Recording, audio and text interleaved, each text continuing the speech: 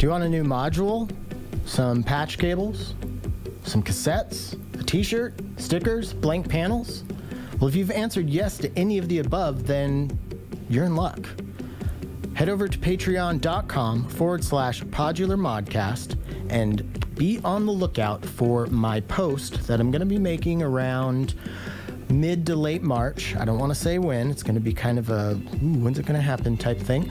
Also want to give you a chance to sign up if you haven't signed up yet. I have put together 10 different little care packages, 4 of which have a module in them to pass on. It's just a bunch of stuff that I have. I love this stuff, but I've got too much stuff. It's coming out of my ears, and I want to pass it on to my Patreon community as a token of my appreciation. So the way it's going to work is when that post comes up, you're going to go to the comments section and you're going to say, I want some, and that's going to be how it goes. The reason I'm only doing 10 is because if I did more, shipping would probably get out of hand, and I don't want to charge people for shipping for a gift. That seems kind of weird. So yeah, if that sounds like fun, and if any of this stuff that you see whizzing across the screen right now is at all interesting looking to you, then once again, head over to patreon.com/podularmodcast and help keep the LEDs blinking over here at PodMod. This week's episode is brought to you by Novation and their flagship 2-part, 16-voice, 61-key polyphonic synthesizer, the Summit. Built on the same innovative foundations as the critically acclaimed Peak, Summit's deep sound design capabilities, 16-voice, 2-part multi-timbral engine, and intuitive tactile workflow add up to a synth that is far more than the sum of its parts. For more information, please visit novationmusic.com, link in the show description.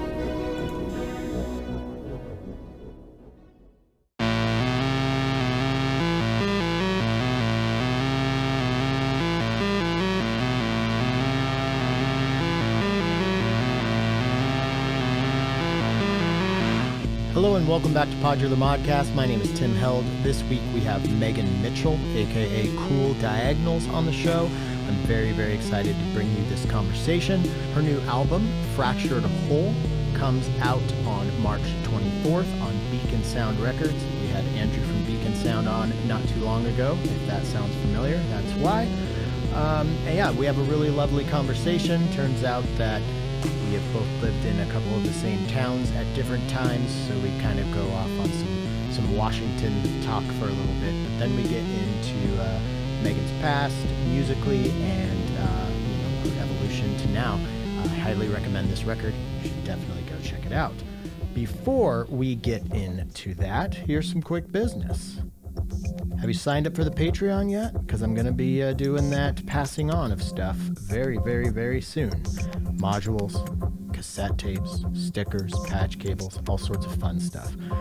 Also, I want to say thank you to Patchworks, our lovely synth shop here in the Northwest. Please visit them online at patchwerks.com. That's patchworks.com.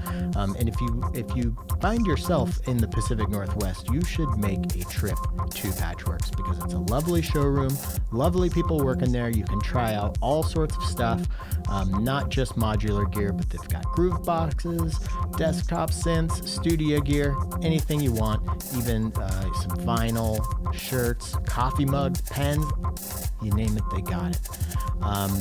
Yeah, so once again, that's patchworks.com, patchwerks.com. Also, I released a new EP a couple weeks back, Remote Performances 4. So it's made up of a bunch of the performances that I've done out in the wilds of the Pacific Northwest. There's one from Crater Lake, there's one from Mount Hood, and all over Tacoma and Seattle. So I would appreciate if you headed over to timheld.bandcamp.com and check that out among my other releases. I've recently released a bunch of older music of mine that turns out I like more than I thought I did. So that's all over there at my Bandcamp. And also all the videos for the remote performances are on my YouTube. So I would also love it if you checked that out. Like and subscribe if you can.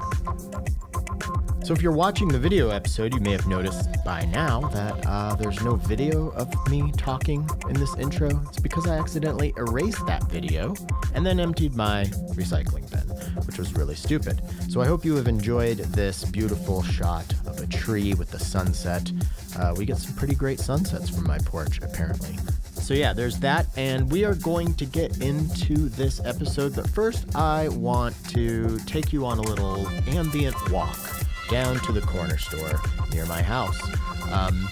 And the music that you're going to be listening to was all made with the spherical wavetable navigator from 4MS, the mini peg from 4MS, the shuffling clock multiplier, the shaped dual envelope VCA, the envelope VCA, what else? The dual looping delay.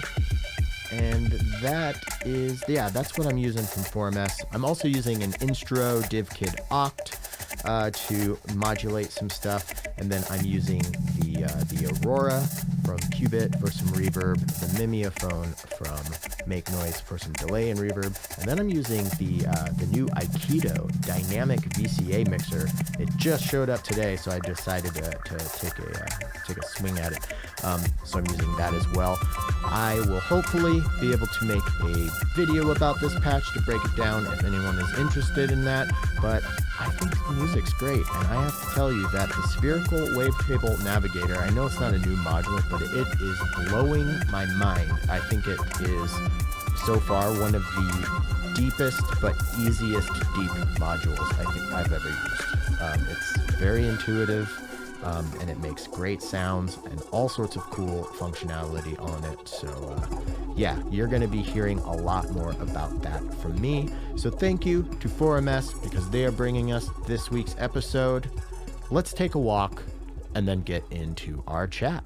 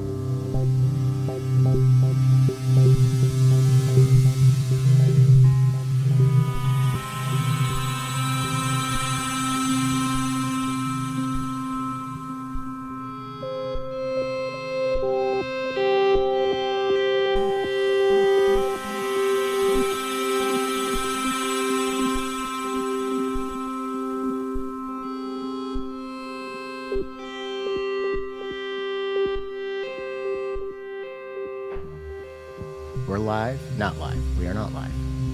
We're not live. We're recording. Yes, the recording is live Great. with Megan, aka Cruel Diagonals. What was your last name? I saw it earlier and I forgot already. It's Mitchell. Oh, how did I forget? That's pretty easy. Well, welcome, Megan. It's very nice to meet you.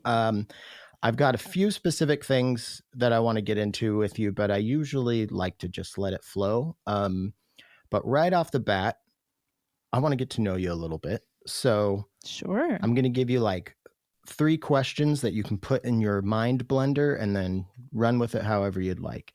So Sounds where'd you grow up? Where are you from?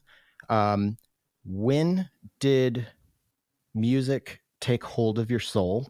And was there a point where you went from a fan of music, loving listening to it, and then needing to participate?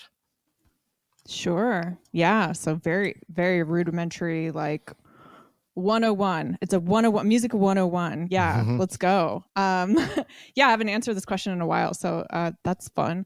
Yeah. So I grew up in Alameda, California, which is like an island in the San Francisco Bay, very close to Oakland.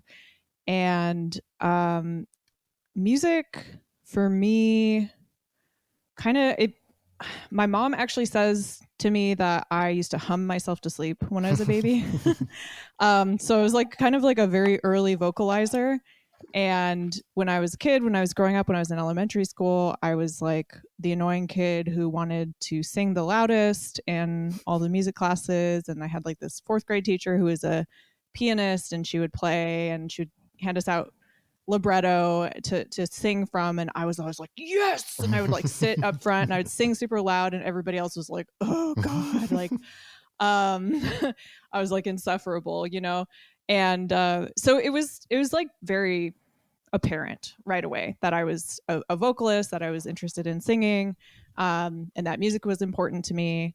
And yeah, it was really at that point, like in the fourth grade, I think that like the adults around me started really noticing. And so I was already active in musical theater at that point, and then kind of had some teachers insist that I start taking voice lessons. And so my mom, you know, signed me up for those, and I started taking voice lessons really young. Yeah, so it's just kind of been there the whole time, and like my folks like really encouraged it. I was very fortunate in that regard. Don't come from a musical family at all. Like no artists in my family whatsoever, but they were like extraordinarily supportive of that. And so I took voice lessons, I took guitar lessons, I took piano, and started writing my own songs about age 12 or 13. Okay. When I got my first guitar. So it was very like, you know, singer songwriter, coffee house kind of vibe.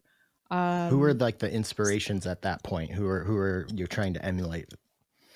Oh, I was obsessed with Radiohead's Amnesiac when I was like 13, 14. That was like my favorite album. That is some advanced listening for someone that age, I think. A little bit precocious. I was listening to like straight up just like pop before that. But I had some older friends in high school. I was always like very adult for my age, so I had a lot of like senior friends, and like my boyfriend was a senior, and so they were like, oh, you should check this stuff out. And so yeah, my friend sent me that album, and I was just immediately like, whoa, this is just everything I want to hear. It's just like this like really deeply like disturbing dark music. Yeah. And like I didn't really know how to find that. And that album really opened up a lot of possibilities for me. And then I always also cite around that same time, like I think I was like 15, I had an older friend who was like, hey, and he sent me like this clip of Can playing Mushroom Head on German television, and like I don't remember what year, it's like 74 or something. And I was just like, what the fuck is this? Like I don't understand like what's happening.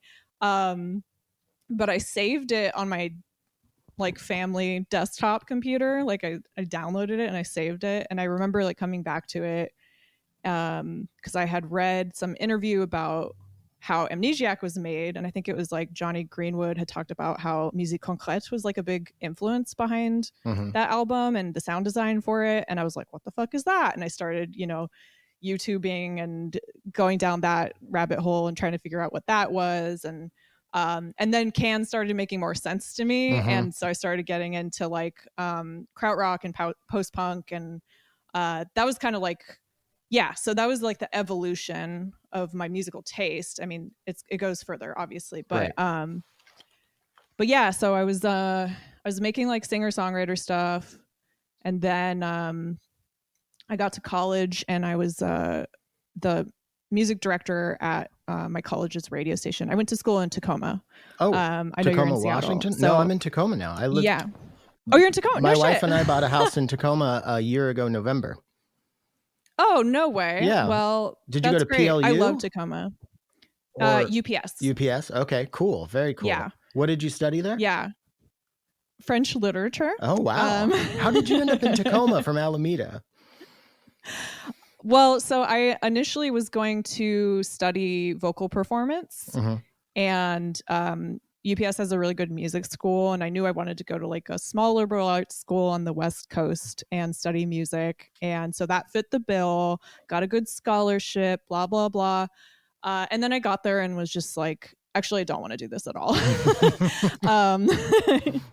And because it was just very like, it was very classical oriented, and I was just quickly understanding that that was something that I had kind of been pushed to do. And I was doing like opera when I was a teenager, and I was performing in these vocal competitions. I was doing arias and art songs and things like that. And I was just like, I don't actually really like this. And, so got to school and just kept taking French basically, and ended up with a degree in it. So okay, cool. When were you here? 2008 to 2012. 8 to 12. Okay. Was High Voltage Records around then? That's like my record store now that I'm down here, and I know it's near UPS. It's on 6th. I think so. It's on 6th, right? Yeah. Is it the really dusty one? Like, I don't think so. Maybe it used to be, but it's pretty nice, and there's like a book store section off to the left, and then all the records off to the right. Oh, it's the one that's more like, it's closer to Jazz Bones. Like it's really Union, right? I'm not sure. I'm bad with streets, but I know it's close to Jazz Bones. Either way. Okay, maybe that place got gentrified then, because the last time I was there, which was Tacoma is in process of that for sure. Yeah, for sure. I was there a year ago and was just like, oh shit, okay, like this looks really different. Yeah. So okay, well, no way. I knew that you were in Seattle before though, right? Yeah. So I lived in Seattle after that for 5 years. Oh, so, cool.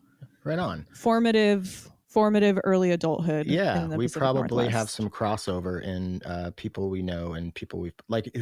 Were you playing shows then? Who were some of the people you're playing shows with? I would play at the Chapel or at Kremwork or Timber Room or where else did I play? Some house shows. See, no, well, actually, yeah, I used to DJ there. So I was part of, do you remember that crew Motor Collective? Yeah. So I was like one of the resident DJs. And I wasn't performing then. I was actually I started making field recordings around that time. Oh, cool. And started using field recordings in my DJ sets. Oh, and nice.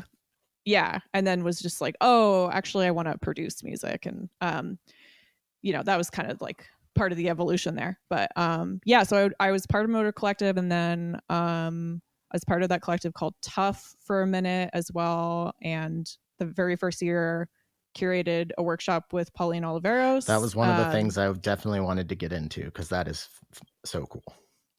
Nice. Yeah. So that was me. I did that. That was really cool. And then she passed away just like 3 months after that. So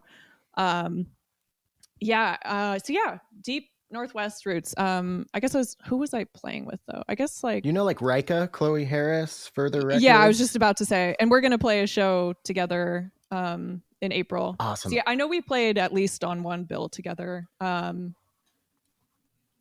I've played a few shows with Chloe. We're buds. Nice. Her and Mark are so cool. And yeah, so actually you're speaking of a time where so I wasn't as lucky to get into cool music at a young age because I'm from Roslyn, Washington. I don't know if you ever ventured over Snoqualmie Pass to the very. Is it the Tri-Cities area? No. So it's way No. closer to Seattle than that. It's just on Okay. the other side of Snoqualmie Pass. It's closer than Ellensburg. Did you know where Ellensburg was? Where Central? Yeah. So my parents live in Ellensburg, and I went to Central. But yeah, like growing up there, I was not, you know, like you mentioned, the older kids were the ones who showed you stuff. Like it was, I had luckily my best friend Justin, his older sister Erica was super into punk rock and you know, just like stuff that I had never even heard of or knew existed, and she kind of, you know, broke the sublime, you know, like you know, like just the radio shit that I was exposed to. And I also wanted to say, like, just on the Radiohead thing, like I got really into Radiohead right out of college, and just I'm so grateful that a band of their you know, their level of popularity and recognition got into such weird stuff, because that, I mean, how many people, you know, how many people's gateway to, you know, experimental music was, you know, Radiohead. And are you still a Radiohead fan? I can't say I listen anymore. I mean, every once in a while I'll throw on Amnesiac or Kid A, and like those are my two that I like. Okay. But no, I haven't kept up with them. Well, just let me just throw this out there, because I really like Radiohead, and yeah, I actually think they're like one of the greatest bands of all time. But I think that their album, The King of Limbs, is criminally underrated. And if you're, it's definitely not as weird as Kid A and Amnesiac, but I feel like for like the type of music that you know we are in and like, I feel like that is a really, really tasty album. All right. And the remix album of it is actually very, very good too. Okay. But we're not here to talk about Radiohead, but I heard you talking about it, and I'm like, I just want to strong arm this in. Sure. Yeah. So this time that you're talking about with the Motor Collective and everything, like I was in a pop punk band for 5 years before I ended up in Seattle, and our music was dated. I didn't realize that. And I was starting to not really feel like I was connecting with that kind of music, and was really trying to, you know, go as deep as I could in a lot of weird stuff. So like Motor and Further and like Decibel had just stopped happening, like when I was starting to get into it. So yeah, like I was listening to Motor and, you know, Further records and Andy Gel Soul. I don't know if you know Gel Soul. And then like Norm Chambers. Those were like the people that I was super like, just really tried to like be friends with me, and it kind of worked. So I'm actually like pretty close friends with Andy and Cindy. So yeah, that's cool that we have. Yeah, I thought so. I knew you had like a Patchworks connection. So yeah. Andy. I went to their wedding actually. Oh really? Oh wait, really? Because I was at their wedding. Wait, no. I was at their wedding. At the in Columbia City. The reception. Yeah. My wife and I went to that as well, and they came to our wedding in Ellensburg in my parents' backyard. Oh, cute. Yeah, cool. Did you know Ian Price? He did Pleasure Boat Records and did like Bonkers. Did you ever do a Bonkers? Oh, I don't know that person. Okay, because he did shows up there for years. But yeah, I think pre-Patchworks and Modular and stuff, the Seattle electronic scene was a little bit more fragmented. I feel like Patchworks has really brought it all together. Sorry, one more Northwest question for you. Yeah. How did you like Tacoma? Did you like it? I did. I mean, it was a really rough time of my life, to be honest. So it's pretty like tinged by that. Like late 20s? Early 20s. I feel like the 20s are just, if you're out there listening and you're bummed out and you're in your 20s, it's probably because you're in your 20s and it's just a hard time. Yeah. It gets better. I can confirm.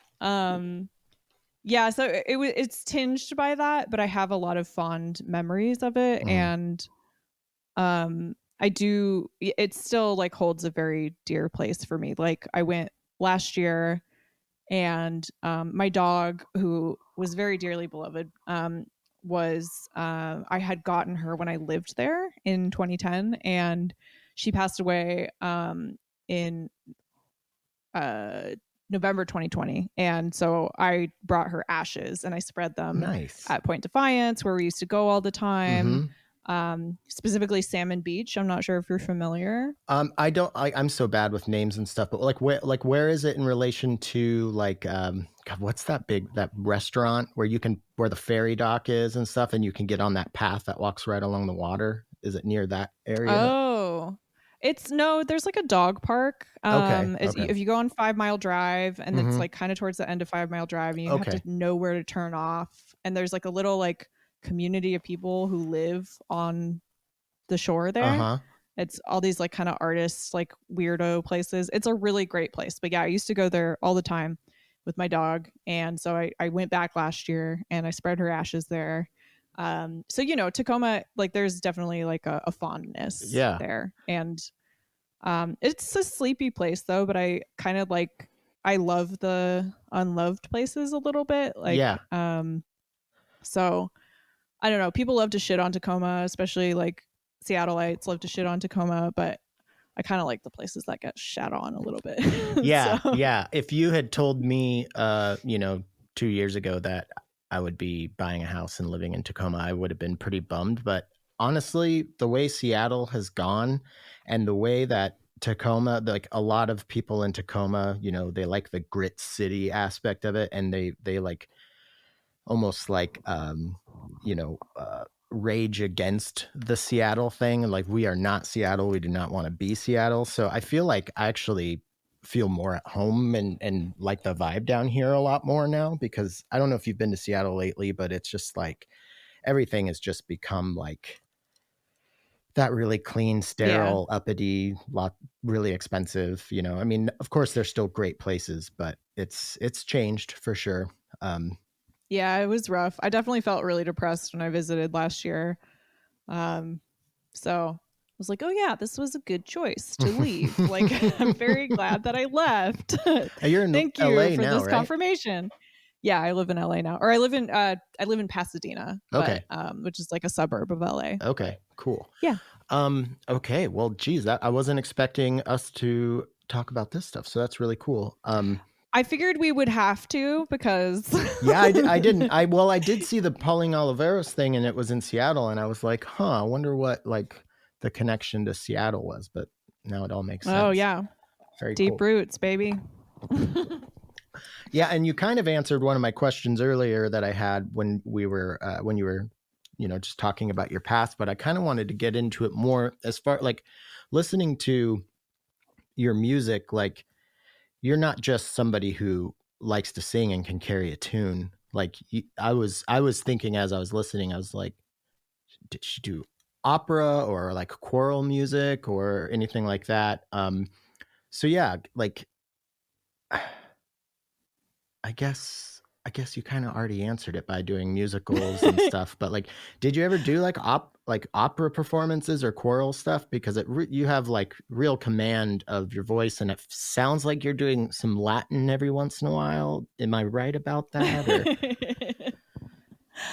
No, I mean, it's all just like singing on different vowels and things like that. Okay. I'm kind of lyrically challenged, which, I think actually worked out in this instance, because like the intention was on this album to not really draw. There were so many times where I was like, I don't want people to remember that this is voice. Like, there's so many different parts, because it is all voice, all of it. But wait, the I new wanted album to write. Every sound is voice? Yes. I did not realize that. Holy shit. That makes it way cooler. Well, that's great then. Yeah, right. Yeah, no, totally. Holy shit. Wow. Yeah, that's cool. I feel like the way you're manipulating it is very, very interesting. Thank you. Yeah. So, I mean, to your point, and thank you. So yeah, I did opera when I was a teenager. I did like jazz solo and then jazz choir. I did musical theater. I did art songs, arias, all that kind of stuff. So yeah, I have kind of like a wide range of styles. And Yeah, so you did pick up on that. It's interesting because I kind of like neglected it for a pretty good chunk of my 20s, Mm-hmm. and to the extent that like I knew a bunch of people in the music scene in Seattle, and I was really active in the music scene, like it's, as a DJ, as a curator, as like someone who volunteered, like every aspect I was involved. And then I started singing again, and I had friends who were like, I didn't even know you could sing. And I was just like, oh shit. Yeah, it's kind of weird. I like tucked it away for a while. So I've been really trying to welcome that back. And just that was a lot of this album too, was just like being able to celebrate that. That's kind of what makes me different Mm-hmm. from a lot of our peers, is Mm-hmm. that I have that background. And yeah, like to your point, like it's not just that I'm someone who sings. I am a singer, like I'm a Right. proper singer. Yeah, yeah. So I feel yeah, like it was I'm like right in kind of between the two. yeah. Like I've been a singer in multiple bands, and honestly, like as far as music goes, like singing is the thing that like feels like like I get the most joy out of it. I like if it's a song that I'm really into, like I could sit on the front porch with my, classical guitar and just sit there and sing by myself. Like I'm totally content, and like more than content. That's one of my favorite things to do. And I put a pretty high premium on um, lyrics. Like I think that's been a huge, up until getting into electronic music, the lyrics were kind of the most important part for me. Mm. And I just got to a point where I didn't feel like I could do what I couldn't meet my own standards as far as what I thought good lyrics were. Um, and so I kind of like completely turned my back on that for a long time. And there is a huge part of me that like wonders, like, could you get back into it with kind of your current artistic trajectory and not have it be cheesy? And I the main thing, or maybe the only thing keeping me from that, is just fear of people thinking it's lame, or it's singing is such a vulnerable thing to do in front of people. It is. Yeah, it's like the most vulnerable thing in my opinion. It's like the greatest form of intimacy in my Mm-hmm. opinion. Totally. Yeah. Yeah. Yeah. Yeah. So like, when we're around the campfire and, at friends' houses and stuff with pianos and stuff, I'll play and sing. But yeah, like no one who listens to the show or knows me through this, I don't think has ever heard me really sing or anything. And I don't know, but I do it all the time. It's weird. Yeah. I mean, it's one of those things where I think this is like something I've been thinking about a lot, where I have this like performance arts background. I have these various skill sets that I kind of was just like, I don't know. I don't know if these are like related to what like my current artistic persona is. Maybe Mm-hmm. these are like adjacent and like I could touch on them here and there, but I don't know if they really belong in Right. Cruel Diagonals Yeah. necessarily. Mm-hmm. And I've been really like heartened by the fact that um I have kind of started to prove myself wrong, Mm-hmm. and challenging myself to kind of be like, hey, maybe these all actually do go together in a Yeah. certain way. So like I have a music video that's going to come out in March, early March. It's going to be the third single off the album, and I'm dancing in it.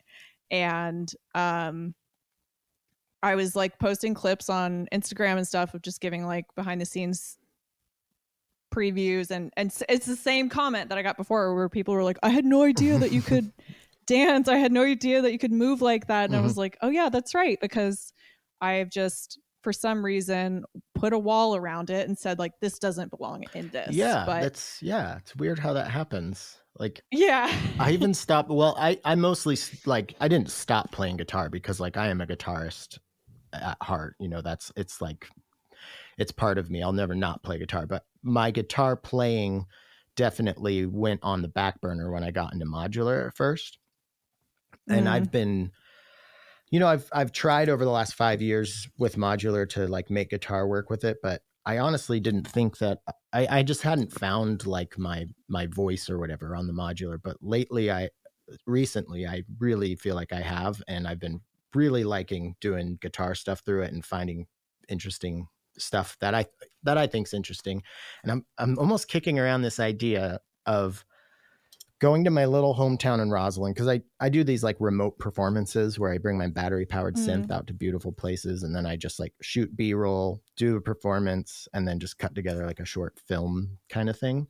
And I was thinking about doing some sort of series where I played like all of the sappy, shitty music that I listened to as a child. You know, like I was raised on like radio 90s country and stuff. Like it is bad music. But like, could I do these covers and like sing these in a way with guitar and modular to make them like super fucked up, but yet accessible, and like shoot it? I don't know. It's like, I don't think I'll do that, but it's something that it's like one of those, like, I wish I could do that, but it's like, I could, but yeah, I don't know. Well, the thing is, you can just give it a shot. Exactly. Yeah. Nobody has to see it if it sucks, you know? Yeah. And right. you don't commit to anything yet. Just right. Yeah. Not committing to that right now. Yeah. So when I was listening to the tracks off the upcoming record on Beacon Sound, which I just talked to Andrew, he's the most recent episode as of the time we're talking. Real gem. Love that guy. Sweetie. Yeah. And I actually found out about you through just doing research for that. I'm like, I'm going to listen to the upcoming and recently released stuff. And I reached out to you like after hearing less than the full song, whichever one I played. I'm bad with titles, but I was just like, this is fucking amazing. Thank you. I appreciate that. Yeah, I think it was the lead single. It was Precipice. Yep. Yeah, that's the one. Yeah. And I think like what really drew me in is like, did you ever get into Oneohtrix Point Never? Yeah. So I feel like he had like this very small window where he was doing really cool stuff with like cut up vocals and like just arranging them in weird ways. But like, it seems like he got away from that and didn't, you know, cause he's always switching up what he does. I'm still a fan of what he does. I'm not saying anything like that, but I felt like what you were doing on that track was like what I kind of wanted him to like evolve into with what he was doing. And I'm like, this is, yeah, it was just like, I love those cuts and the way you're harmonizing with yourself. And I really like, it got me to thinking like, how are you doing this? And I usually don't like to get too in the weeds as far as like gear and stuff, but I would like to hear your process of how like recording into like the production, like start to finish, like how do you do stuff if it's all vocal like this? Yeah. It's pretty basic. It's I'm a computer musician now. So as I mentioned to you in our messages, I completely sold off all of my modular gear like 2 years ago, a little less than that now, maybe a year ago actually. And because I knew I wanted to, I guess it was like a year and a half ago. Yeah. Because I knew that I wanted to finish this album and I wanted it to be all from my voice. It was just concept that I was going to run with. And I was like, okay, I need to have a better computer to do that. And I need to have some nicer plugins and some more creative plugins. So really just invested in that instead of analog equipment. I was just finding like processing my voice via modular was just like not really yielding the results that I wanted. And it was really hard to record it and get the levels right. And I was just like, I don't want to deal with this anymore. So I'm just going to go digital. I often wonder, like, why do we do this? It's the slowest and the hardest way to do any of it. But yeah. Yeah. So I just was like, I'm done. Like, forget it. And yeah, so it's really just, gosh, I don't even know how to explain the process. Like, usually like an idea will start, like I'm inspired by something that I hear when I'm walking around, or like one track, like the third single, which hasn't been released yet, but I was like on this camping trip by myself and I was sitting around the fire and I heard these like crickets on either side of me, and they were just kind of doing this like back and forth, like call and response thing. And I was like, oh, like that's really interesting. And I started kind of just like riffing off of that, and I was like just pulled out my phone and just started like kind of singing along to it. So that's like how a lot of the vocal lines get generated, is just kind of like being inspired by sounds I hear around me, and then mimicking them or kind of doing a call and response with them. And then, taking them into Ableton, and then starting to see how they sound like with layers on top of them. And obviously there's a lot of pitch shifting happening. And then do you use the beat I really repeater? became a fan. I use that, but I'm really my big, like my favorite chain basically is like I use Antares Harmony Engine, and then I run that into what's it called, Isotope Stutter Edit. Oh, cool. And so that is yielding a lot of like really interesting, like on that single that you heard, like a lot of the vocal lines, the way that they're kind of jumping around and stuff like that, and doing these big filter sweeps, and that's all happening like through there. So I just kind of record like a vocal run and then like see what happened, like if I manipulated various parameters. And it yielded some really interesting results. And then I also really heavily used Output. They have a product called Portal, and it's kind of like a granular delay type thing. And then I'm also huge GRM suite fangirl. Like I use all their shit. I've used all their shit since the beginning. Like I couldn't make my music without it. Shout out GRM, please support me. But yeah, so it's just like, I don't know. It's not that difficult to make. I mean, it's very tedious. It's very like, obviously there's a lot of different vocal lines going on, but I do a lot of things like, cut up method type things where like I'll grab like, different granules of maybe just me taking like a breath or something. And then I'll use that and I'll sample that and I'll use that as like a rhythmic element. Or, or I did a lot of like, I use like that free tool, and that Max for Live granulator tool, and just like would resample things from there. So just throwing my voice in there and then seeing what results I got. And there's a track off the album that hasn't been released yet that's like straight up just sounds like 100% like FM synthesis, like, but it's completely my voice. So, so cool. Yeah, so I don't know, like I don't think it's terribly difficult. Like my process isn't that mysterious. It's just more like so much of what I do is not really knowing where I'm going to end up. Like I'm not that kind of person, you know, like me too. Actually, my process is truly experimental in that regard.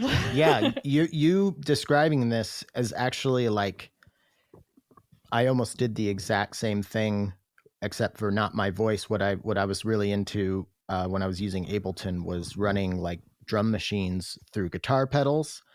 And then I would like manipulate the guitar pedals and I'd just record for a few minutes, and then I'd listen and I'd find just like one bar, and then I would bring that into Ableton. And like, but I mean, this was like Ableton 8. So it's been a while since I've used it. But yeah, I did some stuff. Like I was in a band with a buddy, and we had a couple female backup singers with excellent voices. And so like I wrote some like melodic lines and like had them record just like singing oohs and ahs and stuff, and then put that into Ableton and just like chopped it all up. And that was super fun. So, I mean, it sounds like the voice is your, primary instrument and primary focus. Like, do you miss like a hardware element and like, and then like to add on to that question, like what is a live set now like then? That's a great question. Still figuring it out. Well, so generally when I play live now, which granted it's been a minute, but I am preparing for a few shows coming up. Generally what I've been doing is I do have some hardware to play with. Like, so I would say my sets are probably about like 60% improvised, 40% prepared. So having some sort of hardware where I can just kind of make noise with it, or just like yeah, just like funky little noise machine type things. But like what? I'm curious. That was like I what are like the had top like the last 3? one. Oh, I mean, I'm terrible because like nothing sticks with me for very long. I'll have like a piece of gear for like 6 months and then I'm I'm just kind of like, the same way. this actually isn't what I want. Yeah. And I just haven't found exactly what I want yet. So the last one that I was using was the SomaSense Lyra 8. Oh yeah. Yeah. Yeah. Oh my god. So, and that was really fun, but I was also just like, oh, this doesn't really sound like, yeah. Have you used this thing? Wait. This is the Enter, the I Soma can't Enter. tell. Oh no. This thing is I'm crazy. not familiar with that one. I actually used this at a remote performance recently at Point Defiance. Oh, nice. Little full circle Little- there. Sorry to interrupt you. I'm just a Yeah. huge. I really Callback. want the Lyra. I really want that thing. That thing seems so Oh, well, cool. you should have bought it off me. I just sold it to some guy in Eagle Rock. So, yeah, so I was using that for a minute, and then I've used like transducer mics too, and I'll just like have some sort of effects chain, and then I'll just like do some experimenting with that, or like in the past I would do things like I would have like hydrophones and oh yeah, I got a hydrophone. And then I would have like different things that would like make like cause vibrations basically. Mhm. So like I think I had like an aquarium pump that I was using for a cool. little while, and then like I would use like a bath bomb, like anything that Oh, would just wow, kind of yeah. like cause like, and I'd have like some sort of resonator on that effects chain, and you know, so things like that, like creative things that are kind of like visually engaging, Mhm. because much of what I do is just like Totally. Yeah. Right. Yeah. Same here. Yeah. That's why like I feel every like picture guitar of me is gonna- playing live. Right. Yeah. I'm really excited I'm to just play like- live with the guitar because there's something to do and look at. You know. Yeah. So, I mean, the singing, obviously, it helps, like, being able to do that. But then I need to also account for the times where I'm not in good voice. And, like, so my current idea and tactic for going forward, and what I started doing is, like, I basically, like, remix myself Mm-hmm, in live context. So I take stems from different tracks. So even, like, really old stuff, like, I'll take, like a couple stems from something that I made in like 2018, and then I'll throw like something new that I just made on top of it. And Are you using like an APC then I'll, 40 like- or something? No, I'm just using Ableton. I mean, So- just to control it. Like, are you just like? Oh, do you know the APC 40? Oh my god, that thing is like, it's designed for Ableton. It is an amazing controller. It is fucking awesome. yeah, I don't know. I'm like, I have like some little shitty like nano control or something. It's just like literally like faders. So I'm gonna really send minimal. you a link right now because Sure. I feel like if you're using Ableton in a live situation, like this thing is, it's really fun. And because I did the same thing with live performance when I first started. I did, like I explained, like process that I did earlier. And then when I would go to do live, I would just build this entire grid of old stuff, new stuff, and actually like, mix things together and just basically remix everything. But yeah, I'm going to send you this link right now. Cool. There you go. Yeah, sorry, so I'd be doing that, and then- interrupted you. Oh, that's all right. And then I use like the Borderlands granular synthesizer app on iPad. Okay. So I would like import stems into there, and then I would just like kind of live do weird shit with that, and do a lot of like interesting stuff with panning, and yeah, so just like kind of remixing myself, because I don't think there's anything like, to me it's not worth it to see a live artist if they're basically just like playing the album, like, especially as it is, with like what we do. It's that because it would be a little too easy, maybe, because you could just like push play or whatever, Yeah. like I was kind of the same way. Like I never had a big interest in trying to like completely recreate something the way it sounded on an album. yeah, there's no point, so like, I mean, I always try to make I try to make it so that there's something that is like worth seeing me live for, Mhm. whether it's like because I also do my visuals, or it's like, I'm doing these kind of like one time remixes that you're never going to hear ever again, like or whatever, like, so, and singing live too, that's makes it a little more interesting sometimes too. So yeah, but I'm trying to figure it out right now. I feel like I'm like a little behind on preparing for like what it looks like now, because it's all my voice now. So I don't know what I'm gonna do. That's what I'm gonna do the next few weeks, is just try to figure it out. So yeah, do you have like some shows lined up for the release? Like, when is the release? It is March, right? March 24th. Yeah. March 24th. Okay. So I have a release show in LA on March 24th, and then I have a show in Portland on April 2nd, and then in Seattle on April 6th. Oh, cool. Where are you playing in Seattle? Chapel. Nice. Do you know who is anyone? Yeah. Do you have anyone booked to play with you yet, or? Yep, it's gonna be Chloe Rika, and then my friend Cole Galbraith. Okay. Who's more of like a drone artist. Okay. Cool. So yeah, I'll have to show. Yeah, I'll have to come out for that. Yeah, please do. I'll put you on the guest list. But yeah, it's I don't know. I feel like I need to play places that aren't like my usual. Those are like my usual. So well, do you know Schlappy Engineering by chance? Their modular company. Eric Schlappy is no.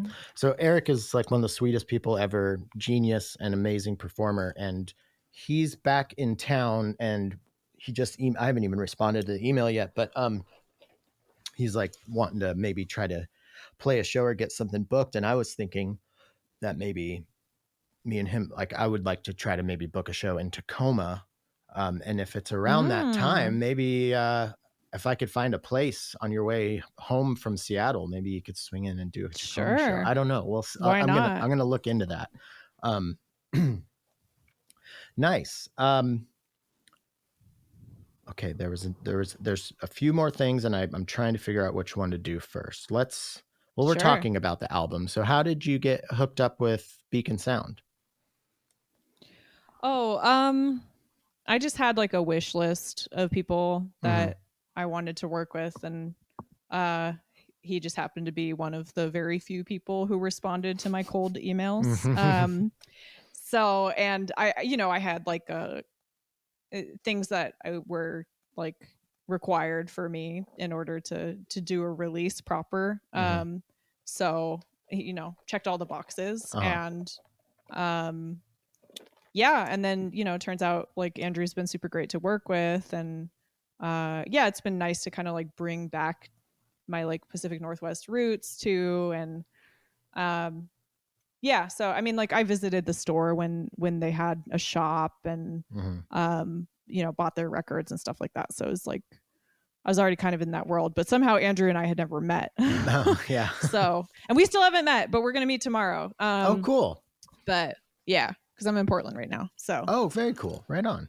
Yeah. The second thing I wanted to bring up is Ged, M. Ged. Yeah. I actually have an episode with him in the bank. Just haven't got to a release yet. Friend of the show. Yeah, I love that guy. We had a really great talk. But yeah, how did you get? He mixed an album for you, or mastered an album for you, or something? He's mastered a few of my albums now. So he's a good friend of mine. We met from Twitter. Like I think like around 2019 or so, we started becoming buddies, and then we're just like, we're close friends now. He lives in New York, so obviously I don't see him that much, but he's such a sweetie, and like we just have like the same opinion on almost everything. It's really funny. But so yeah, shout out Ged. But yeah, so he mixed like he mastered. I had like a self-released album that I put out in 2021, and he mastered that for me. And then I did an EP with my friend John Carr, who's also a former Seattle person. Oh, cool. Yeah, I just listened to that tonight before we started chatting. Oh, nice. Yeah, it's cool. Right on. Yeah. So that was a collab that we did last year. I'm going to look him up right now and follow him on the Instas, because I won't remember. Sure. Otherwise. John Carr. Yeah. But yeah, he's a friend of mine from Seattle as well, and he lives in Oakland now. So like whenever or I guess Berkeley technically. But yeah, so when I go home and visit, like I would see him, and yeah, so we collabed on that EP, and then I had Ged master that as well. So Cool. yeah, and then this album came around and it was like, yeah, I'll do it for you again. Like, so it's really nice to have someone who's just like you trust and Totally. they get what you're going for, and they're a buddy. So yeah. Yeah. Awesome. And we're approaching an hour, but not quite. But I saw also I forgot, I was just reading bips and bobs and stuff from your album descriptions and whatnot, but something about an interest in geologic processes. And I'm wondering, like, did you study that, or like what's the connection there? No, I didn't study it. I actually, like, the worst grade I ever got in a class was in geology. I didn't know there was going to be chemistry involved. Honestly, it was just because I was so used to studying the humanities and just like showing up the day of the test and having them be like, read this and then interpret it, that I was like, I'm gonna be fine. Yeah. So I didn't study for anything. So that's honestly what it was. I got like a C in that class, and I was like a straight A student. So I was just like, oh, I can't believe it. But so anyway, I did very poorly in geology. But no, I just like, it was an interest of mine growing up. I was really interested in volcanoes and earthquakes, and I had all these books on them. And you know, growing up in California, like it's just around. And yeah, it just kind of like is something that has been a present source of it's a source of inspiration. It's just there. Yeah. So definitely. And I'm an outdoors person, and I like camping and hiking and all that good stuff, and day trips, and yeah. So I feel like maybe you and I are like we have like some DNA crossover here, because yeah, like you mentioned camping by yourself earlier, and like camping by yourself is I haven't done it a lot, but it is a real it's a real pleasure. It's a different, it's a very unique experience that I feel like everybody should try out. Everybody should try it. I agree. I am a really big fan of traveling by myself too. And it's like, I mean, I've just been doing it for years now, and it really does build character and like your self-esteem as well, because you're just like, oh shit, like I figured out how to light a fire. Okay, like I guess I'm fine. Like yeah. Or like I figured out how to like get food and, you know, get lodging and spend my time and not die. Like I'm good. Like I probably shouldn't be tripping about like the whatever random shit that I'm like having anxiety about. Like, so it really does, like, it makes a strong impact. So yeah, I highly encourage it to everybody. But yeah, so yeah, I went camping by myself in 2020 up by Mount Rainier. Is the last weekend that the Cougar Rock campground was open, and you know, not a whole lot of people there. And I went up there with the sole purpose of like shooting and recording like these remote performance sets that I do. And I've got 3 from that trip, and I do them also. My wife and I, like every wedding anniversary, we go on a week-long road trip, camping trip, and that's you know, where I like to shoot stuff as well. And my wife really enjoys it because it serves as kind of like a photo, like a digital photo, a video album, like memory of our trip, because I'm shooting constantly of all the places that we're at and stuff. So yeah, totally, I love it. That's great. Yeah, and the reason I asked about the geologic thing is like I'm always like that kind of stuff always kind of like I get a little perked up, because I like studied paleontology and, you know, did paleontology for years in my 20s. So I'm always kind of like, ooh, a fellow nerd. Yeah, I mean, I'm a poser though. Like, I mean, I know some things, but yeah, it's more just like I'll just be like, oh yeah, that's a striation, and that's like this is a granite based rock, and like I can You are identify certain already not a things. And poser. I feel like that's you use striation. Like, yeah, that's great. Have you been to Yellowstone? I have not been to Yellowstone. I Because would love to you go. need to go. So that's my Yeah. wife and I went in 2020, which was the perfect time because there weren't the big tour buses. Like, I will say this about it, which is not a slight to it at all, but if you're going to go, like, I feel like you should be prepared for this and adjust expectations. It is nature, of course. And, Yeah. like, there are lots of animals, but there are a lot of people, and it can feel a little bit like a nature theme park, but there are ways to Right. enjoy it. Yeah, but I think it's, especially if you're interested in, like, volcanoes and geology, like, it is a smorgasbord.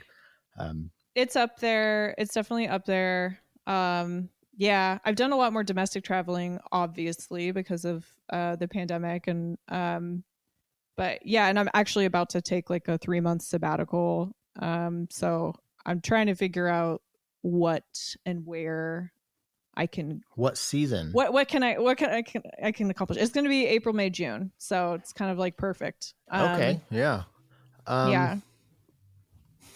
I mean, the Southwest could be really awesome because it won't be super hot and it's not like the peak time of year if you're there early. I still haven't been. That's where I really want to go next, is the Southwest. Um, Yeah, I've been to Sedona. I went a couple of years ago. It was amazing, also very weird and sad. But cuz it was just like Fisherman's Wharf, but like new age mm, Fisherman's mm-hmm. Wharf, and like, very just like, clearly this is a sacred place to indigenous people, but don't see them anywhere. What's that about? Right, I yeah. don't know. No, don't think about that anymore. Here's It's some too sad. crystals. Buy these Yeah, crystals. it's it's like really deeply like cursed place in my opinion.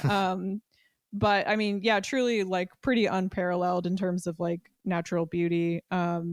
Like some of it, yeah. Mm-hmm.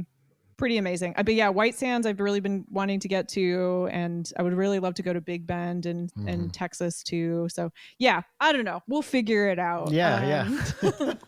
Awesome. Okay, well, we are rounding up to an hour, and I always like to give the last, 10 to 8 minutes to the guest to ask if there's anything you would like to scream from the modular mountaintops, or the Ableton mountaintops in your case. Like, give me an example. I want, because I like to leave it wide open. Somebody asked me this the other day, like, well, what are you like asking? And I'm like, what is that? Like, I don't know. What is that? What is that question? What's your knee jerk reaction to it? I like to leave it to see. Some people promote stuff. Some people give advice. Some people just make a proclamation, So it's kind of like whatever you want. Oh, yeah. Cute advice. Am I like in the position to be an elder dispelling advice? I think I am finally, like, I sort of reached that first hurdle in my like music career, Mm-hmm. where I'm starting like younger people approaching me. I'm like, oh, do I have wisdom? What's that about? Okay, Well, you have experience, sure. right? Yeah. Because I still just feel like I'm just like, ooh, who, me? I don't know. So I have a lot of imposter syndrome stuff going on.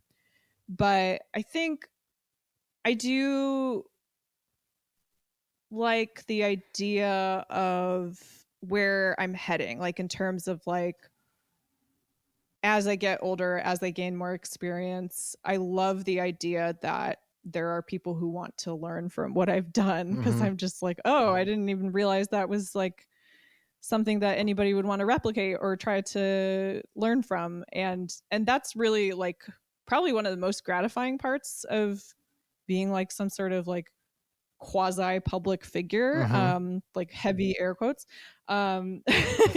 is just that there are people who like look up to you, or there's people who look at what you do and think like, oh, I would love to figure out how to make that too. And then just being like, oh, well, here, I'll tell you about it. It's not a mystery, like I'm not trying to keep this in not trying to enshroud this or keep this or gatekeep this or whatever. Like, yeah, I think there is like much more of that kind of like openness in the experimental music Definitely. community. Yeah. But I mean, the question that always bothers me is like when people are like, oh, well, what gear do you use, or what like plugins do you use? And I'm like, well, I mean, that's kind of important, but it's also really not that important, because you can make really interesting music with anything that you have lying around. Like, it's just about the idea. That? Oh, did you lose me? No, but do you hear that buzzing? I heard a buzz when you took your headphone off. Oh. Weird. It was like I have this little like booster that for this microphone that takes like 48 volts phantom power, and I just like touched the cable and it stopped. But yeah, weird. Oh no. Sorry, I totally interrupted. Yeah, I see what you're saying with that. Like, and that's really, really a thing in modular. Like, you can really go down the rabbit hole just like talking about gear, which I do to some extent, but I am so much more interested in the expression, the search for, meaning within your art. And then, that's just like and the end result, that's so much more important to me. If somebody made an entire album and it was all on like an iPhone app or something, like if I liked it, then I don't give a shit what it was made on. Yeah. I mean, and I don't want to harp on this too much. I feel like it's kind of like the conversation's a little bit Twitter discoursed out, to be honest. Like, so, but I mean, I think it's just more like, I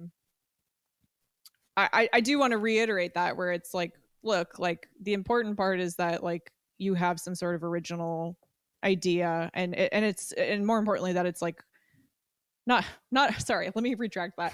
Originality is fake. There's no such thing as originality. First of all, we're all just recycling each other and amalgamating each other. You can never truly be like an innovator. Like, there's very few people who get to do that and get to call themselves innovators. And so I find it very like offensive when people are just like, oh, well, I did that, or I used that color, or I'm inspired by that too, so like how dare you also be inspired by that. It's like, no, dude, like we're all people can recycling get each other. Very like possessive of, especially with like more niche things, because sure, like when you like, and I do this to extents that I'm sure I'm not even aware of, but you do form your identity off of like your interests and stuff. I think I don't want to get too in the weeds, but I think our capitalist society and what we were raised in has a huge influence on like look at like what do you call them, the fucking Hatchet guys, the Insane Clown Posse, the Juggalos, like that's an identity based off of a commodity, really. Yeah. So I feel like some people feel a little threatened when when things that aren't popular get popular. The people who were there first tend to get a little upset about it. I think yeah. And that's one of the great things about getting older is you just like, yeah, that doesn't matter though. I mean, you're just gonna see it happen over and over. But you're right. It's like it's the insidious nature of capitalism. That's just like, it's the ambient industrial complex, like that phenomenon. It's just like the wellness, like it's ambient industrial co-opted. Complex. I've never heard that. That's amazing. I love that. Holy shit! Is that a thing, or did you come up with that? I mean, I'm sure I've reappropriated it. I'm not original. Please let me just I thought you were being an innovator again. For a second, but that's great. No, it's impossible. Let me just be clear. But yeah. So like it's bound to happen. We're just going to see that happen over and over and over again. So yeah, I mean, I understand. I understand the guardedness and being territorial and whatnot. I just think that at the end of the day, like, go ahead and rip me off, but like, it would be cool if you like shouting me out, but rip me off. Go for it, please. Oh man, yeah. I'm I beg of you. constantly trying to rip off like whatever I'm into at the moment. Like Mount Erie, Bill Callahan, Deerhoof, Lightning Bolt. Just put that all in a blender. That's what I want to make, and I don't know if any of that would work together, but that's what I'm after right now. So I'm sure it would. Yeah, I'm trying. We'll see. Well. Thank you so much for your time. I really appreciate this. I'll put links in the show description to everything, but if there's anything you'd like to point people in the direction of, you can shout that out now. I'll just give a plug. So Fractured Whole is the name of the album. It's releasing on March 24th on Beacon Sound. It's coming out on a special edition vinyl, which includes a signed poster. And there's then regular schmegular vinyl, and then obviously digital. And I'm gonna be making t-shirts. Nice. I don't know. I'm playing, and I already mentioned where I'm playing. Blah blah blah. Everything's on Bandcamp. crueldiagonals.bandcamp.com. Go for it. Yeah, thank you for listening if you made it this far. Yeah. I'm gonna pause really quick. Okay, I don't even have a question prepared, but I'm gonna just shoot from the hip here. I'm gonna actually ask one that I've asked recently because I just like it. What is the most recent piece of art? No limitations. Doesn't have to be music, movie, whatever. That really moved you. Oh man. I think probably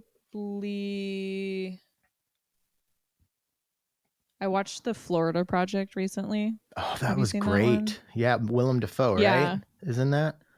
Yes, it's like the little kid, like the little girl with like a kind of a mom who's like kind of a drug. Yes. Yeah. That movie's great. Yes.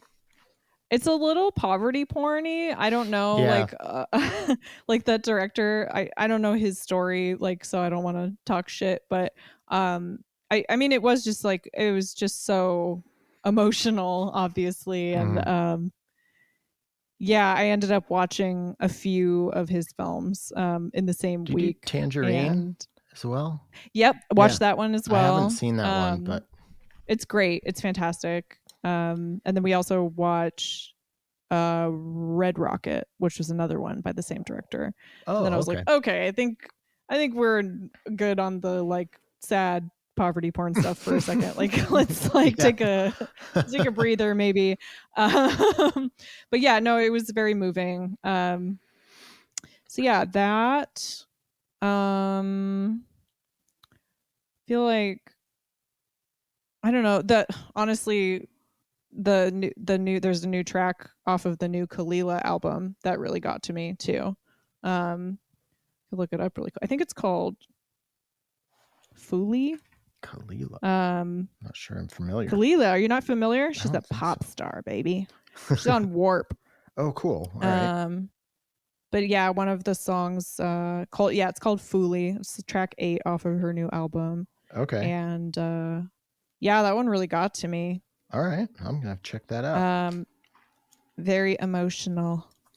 I just love, honestly, sad shit. I'm all about the sad shit. I have no real I have a very high tolerance for the sad shit. To the extent that people around me will be like, I got a challenge for you. Kind of overdoing it. I don't know if do you know Mount Erie? The band? I do, yeah. Have you listened to A Crow Looked at Me, the album that he made after his wife died? Oh, no. Try that one. I don't know if I can do that. Yeah. I was going to say, I've got a challenge for you. So I went and saw him perform the first show on that tour in Anacortes, where he's from, in this little tiny place, just him and an acoustic guitar. And it was devastating. I'm sure. Yeah, I bought it on vinyl, and I'm like, when am I gonna want to listen to the the Dead Wife record? But it's I mean, it is really interesting to hear somebody really using art and not even they're not even There's no choruses. There's no hooks. Not that Mount Airy is chorusy and hooky at all, but it is very like stream of conscious, like real, very stark.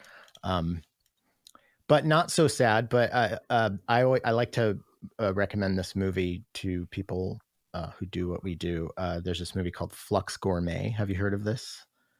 Nope. You should watch that. It's about, it's like kind of absurd. It's absurd. It's like a dark comedy, but it's not horror, but it, you know, has vibes. But it's about this. They're called Sonic Caterers. It's basically they're a noise band who does like noise shows that are also performance art with food. And they get this like this I always forget this word while I'm on air, but not an assistantship, but when you go to a place. Apprenticeship? No, when you like an artistic thing, it's where you go to a place and you do a residency at this famous like sound catering place. And the lady who plays Brienne from Game of Thrones is like the lady who does it's Peter Strickland. Yeah, he did yeah. Berberian Sound Studio. I love Berberian Sound Studio. Yep. Yeah, I love his movies, and it, you know, it's classic Strickland. Wow, this one passed me by.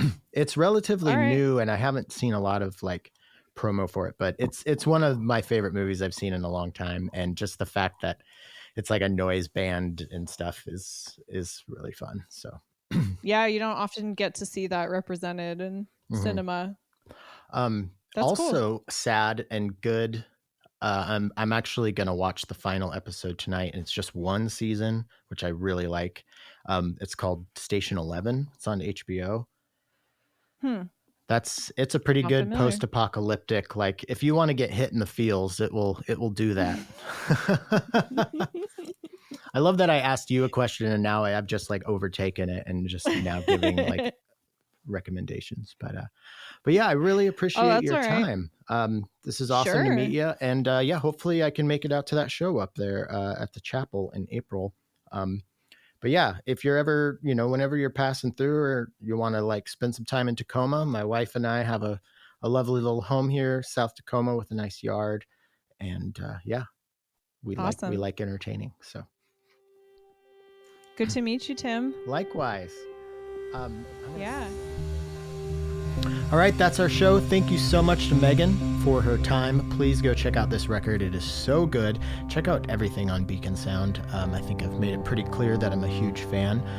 Thank you to Patchworks. Please visit them online at patchwerks.com. Also, thank you to 4MS for their continued support. I'm loving all these new modules.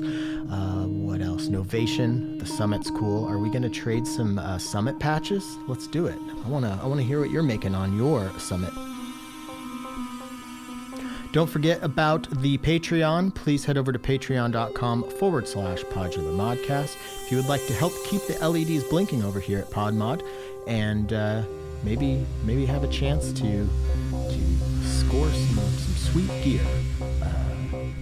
This week's secret word is appreciation, because appreciation is important. You should appreciate all that you have and love.